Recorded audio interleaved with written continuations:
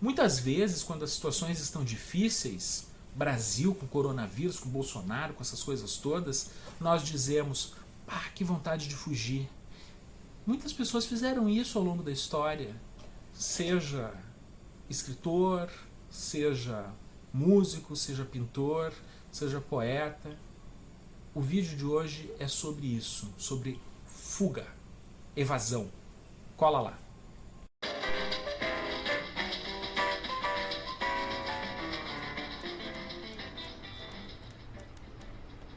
Olá, nosso papo hoje é sobre um assunto particularmente fascinante ligado à arte contemporânea, ligado à arte moderna, né, esse espírito moderno do final do século XIX, começo do século XX, e que tem uma ressonância no século XX e XXI que eu acho extremamente interessante, que é a evasão, a fuga.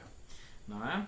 Quer dizer, é difícil pensar nas condições que nós vivemos hoje, né, com todos os compromissos assumidos, emprego, família, amigos.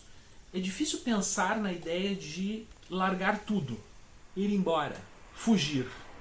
Não é? Quer dizer, as redes sociais, a internet, a web, ela nos dá a sensação de que nós somos ligados a muitas pessoas o tempo todo, ainda que muitas vezes nós passemos a maior parte do tempo fisicamente sozinhos. Mas há uma literatura, uma fatia da literatura que trata de autores e de personagens que resolveram ir embora, resolveram largar tudo e dar no pé. Eu gostaria de falar um pouco assim sobre esse tema, trabalhando com 3 livros que falam de diferentes aspectos dessa fuga, né, da nossa vida cotidiana, da nossa vida de compromissos, né, da nossa vida familiar, de amigos, etc.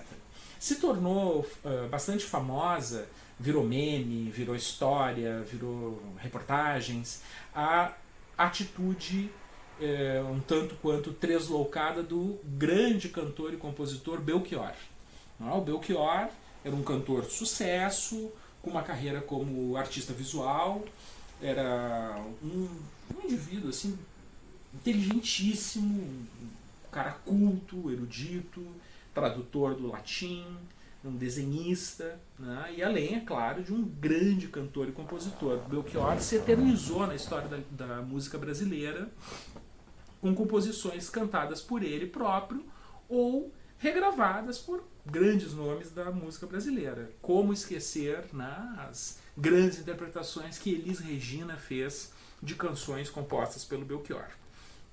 Há alguns anos, o Belchior, já falecido, resolveu ir embora.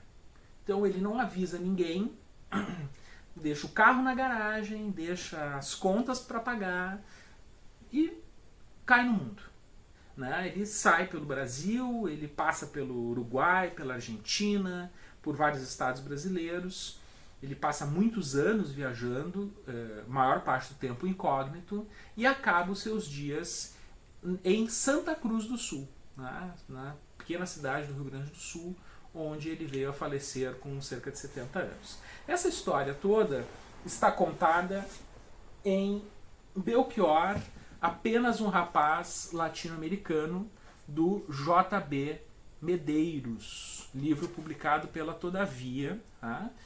O J.B. Medeiros é um jornalista que escreveu a biografia do Belchior e mais recentemente publicou a biografia do Raul Seixas.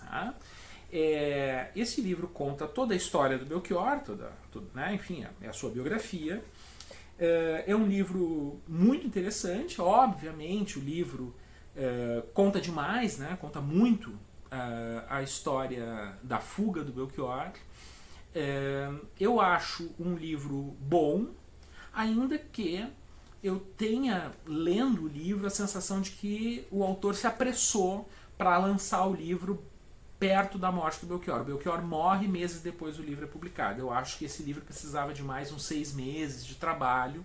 Ele tem algumas repetições, o que não invalida a leitura. É um livro muito legal. É a primeira biografia do Belchior que que chegou aos seus leitores, né, aos seus fãs. É um livro muito legal. Tá? Há alguns anos eu comprei esse livro aqui.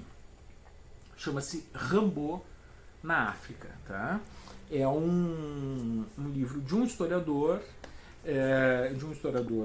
chamado Charles Nicholl, e ele conta a história fascinante também do grande poeta Arthur Rimbaud, né? Um dos maiores poetas da língua francesa. O Rimbaud é um fenômeno do ponto de vista literário.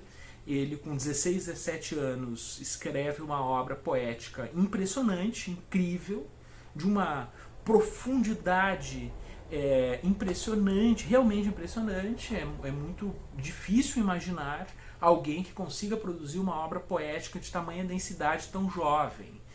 E o Rimbaud, muito cedo, 20 anos, ele decide parar de escrever.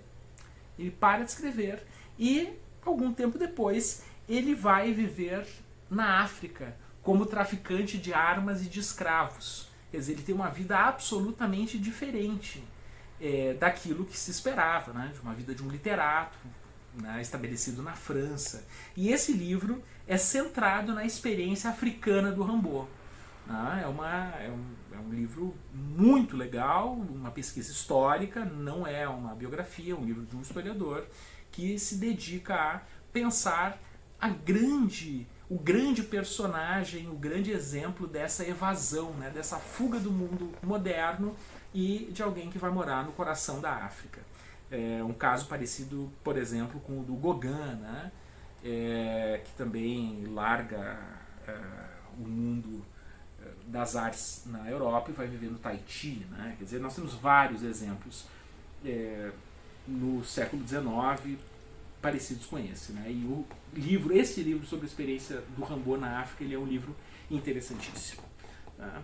E por fim, aí nós temos uma biografia do Belchior, nós temos um livro de pesquisa de um historiador sobre o Rimbaud e nós temos um livro de ficção chamado Lake Success. É um romance impressionante que conta a história de um corretor, um cara que trabalhava na bolsa, trabalhava com investimentos e em uma crise existencial motivada por uma situação difícil com seu filho, com a sua esposa, ele resolve fugir, ele larga tudo, não avisa ninguém, pega alguns poucos pertences, vários dos seus relógios preferidos. Ele é o personagem principal, ele é um colecionador de relógios, obcecado, né, por grandes relógios, que tem uma marcação no livro muito importante, essa coleção de relógios.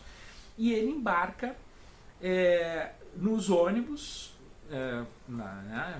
ele toma vários ônibus para atravessar os Estados Unidos e ir encontrar o amor da sua adolescência.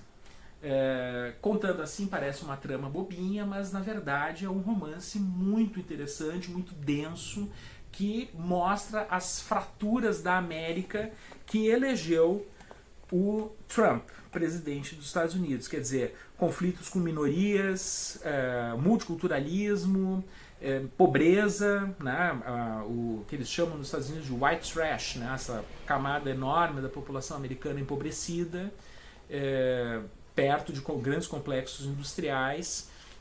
Tudo isso vai sendo apresentado ao longo da viagem que esse cara faz em busca de uma situação absolutamente quimérica, que é o amor da sua adolescência, que talvez fosse fazer com que a sua vida ganhasse um novo rumo. E ele foge de todo mundo, joga o celular fora, não se comunica com ninguém, não se comunica com a sua esposa, com os seus colegas de trabalho, a empresa que ele dirige está indo à falência por causa dessa fuga, e essa é a história do grande Lake Success. Esse sim, um belo livro, também lançado pela Todavia.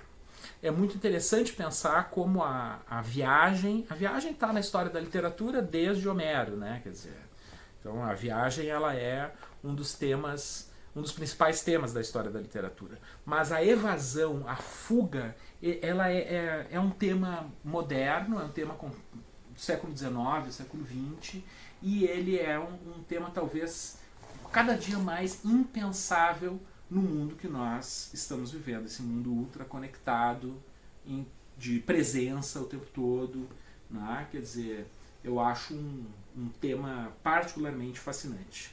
Tá? Então são 3 modos de tratar da evasão, da fuga, da tentativa de explodir a cotidianeidade e criar uma outra história para sua vida. Tá bem? 3 dicas, 3 grandes livros para fazer a sua cabeça. Valeu!